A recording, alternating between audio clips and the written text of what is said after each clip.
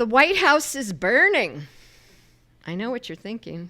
It's a great title for a thriller, especially considering current events in our nation's capital. But this actually happened 32 years ago, and I was there. No, it wasn't the White House you're thinking of. It was the Russian White House in the wild, wild East. Okay, so now you're probably thinking, what the hell was I doing there? Bear with me while I give you some context.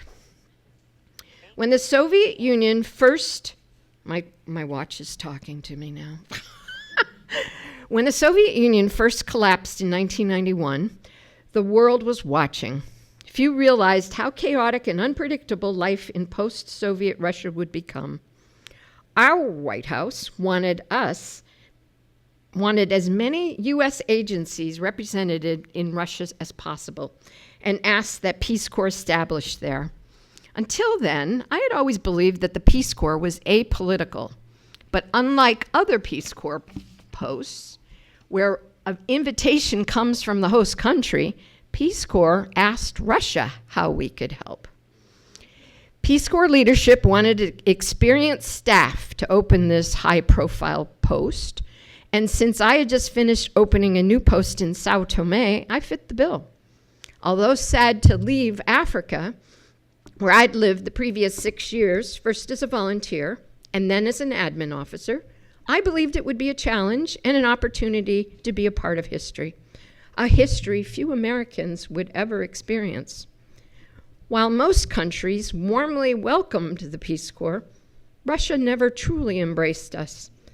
It turned out to be a decade-long struggle, one I was fortunate, or not, to witness firsthand. 5 American Peace Corps staff were sent to Saratov, a large city on the Volga River, 400 miles southeast of Moscow. It had been closed to foreigners for over 50 years due to its military factories, and we were viewed as very suspicious. We were tasked to set up an office for 250 volunteers. We lived and worked in a hotel for the first few months where little old babushka ladies would watch our comings and goings. Our phones were bugged by the KGB, and we were followed wherever we went.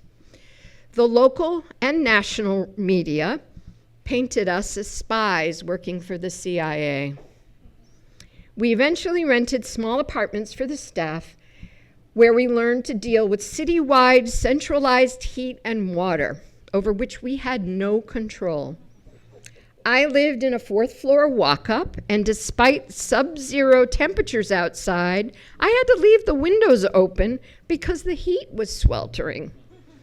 The heat would be turned on in late October once snowflakes were already falling, and turned off just as the snow melted. We had refrigeration built in the outside walls of our tiny kitchens, using the cold climate to keep things chilled. Only one of our initial staff spoke Russian, so we hired translators from Russia's top English university. They were highly educated, but had never spoken with a native English speaker before. They were fascinated by our idioms and swear words, writing them all down in a little black book. They became our administrative staff. We then hired a peculiar range of admin staff, a philosopher, a dentist, a man with a doctorate in computer science, all working as drivers, a cashier with an advanced degree in statistics, and a rocket scientist handling our maintenance, just to name a few. We recruited via the local newspaper, and I was overwhelmed by the qualifications and advanced degrees of those who applied. Not to mention the number of applicants. There were hundreds just for a few positions. All were looking for gainful employment that would pay more than 10 times the average Russian salary. Securing office space was a challenge. We found a great place in the city center, which I had long negotiated for, finally agreeing on a fair price. When I returned with a standard government lease and asked who would be signing, they looked at me bewildered and said they wouldn't sign a lease. It turned out the people we were negotiating with were part of the Russian mafia, who didn't have the authority to rent out the space. Shortly afterwards, I got a knock on my apartment door. A young teenage girl speaking broken French asked me if we were still looking for office space. Although my Russian was rudimentary, barely there, I was fluent in French, which she was studying in school. She asked if I would speak with her father, who lived in the apartment across from me. Through this young girl, she told me her father worked for a large construction company in Saratov, and they had space available. This time, I got a lease. The Russian government was highly suspicious of us. Our offices were monitored, and staff were often interrogated about our activities. I signed a contract with the KGB to install and monitor our office security. Who better to provide this service and perhaps show them that we were an open book? The first time I was woken in the middle of the night by the KGB was frightening.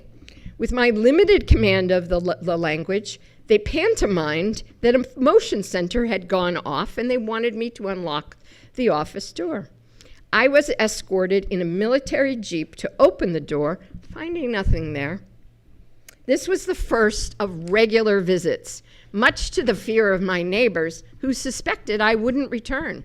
You just didn't get carted off by the KGB in the middle of the night.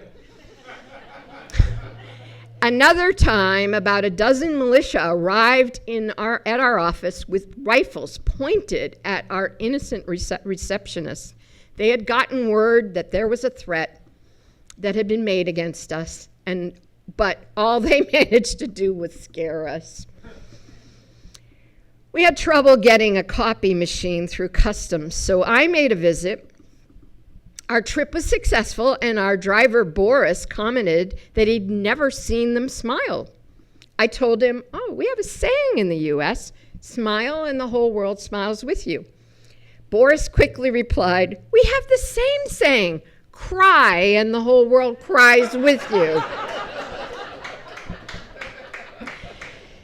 The first group of Peace Corps volunteers arrived with high hopes and expectations. They were to establish small business centers in 5 of the larger cities in the area. Many had been recruited through the Wall Street Journal and had a high-profile send-off in the White House Rose Garden. They thought they were very special. But reality quickly set in when they found themselves receiving the equivalent of a $100 monthly living allowance, an amount I had painstakingly researched to make sure it was fair and adequate. There was an uproar when I told them. One volunteer cried out, I usually spend $100 on a single breakfast in New York City. I said, not anymore. Many of the volunteers didn't come for altruistic reasons, but for personal gain. Some hoped to leverage their time in Russia into future career opportunities as the country's market opened up. Many stayed in Russia for the next 30 years and would probably still be there if Russia hadn't started a war in the Ukraine. Living in Russia at that time meant living in a place without a functioning banking system. Everything was done in cash. Our entire budget was managed through an imprest fund, essentially a massive petty cash system. I regularly made trips to Moscow to collect cash from the embassy, which I would then carry back to Saratov, sometimes as much as $100,000. It was a nerve-wracking experience. Returning from one such trip, a visiting desk officer came to the airport to pick me up. At baggage claim, she asked me if the money was in the large bags I had just picked up. The bags contained mail and supplies. The cash was safely strapped to my body, my sudden pregnancy. Now that you've got some context, let me get you back to the White House story. It was during my last money run to Moscow. I arrived on September 30th, the last day of the fiscal year, when I could transmit accounting data to our U.S. financial center in Germany. I couldn't do this in Saratov since all the phone lines to Germany had been cut since World War II. Another reason for my frequent trips to Moscow. As I left the airport, I noticed an unusual number of military vehicles. As I approached the embassy in a taxi, I saw maybe 500 people trying to get through the gates. It was a melee. As I pushed through the crowds, I saw the road next to the embassy filled with militia, tanks, and trucks. The embassy was located 200 yards from the Russian White House.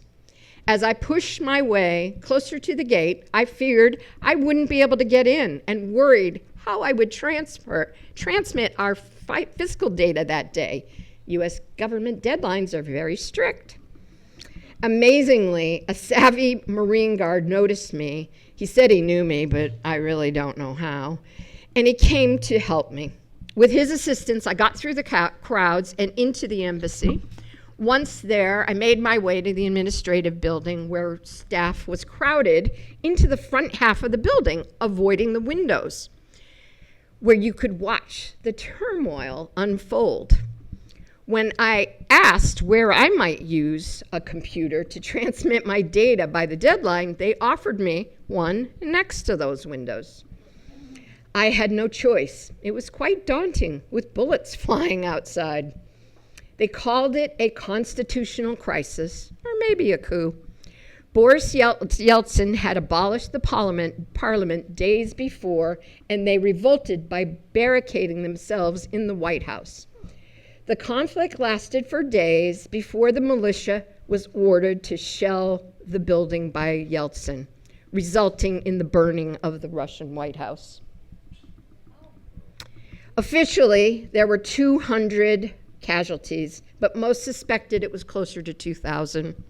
Fortunately, only one Marine Guard was injured, taking a bullet in the neck while guarding the embassy, just beyond the window where I had been working. It was a pivotal moment in post-Soviet history, marking the consolidation of presidential power that Putin still maintains today, and I was there.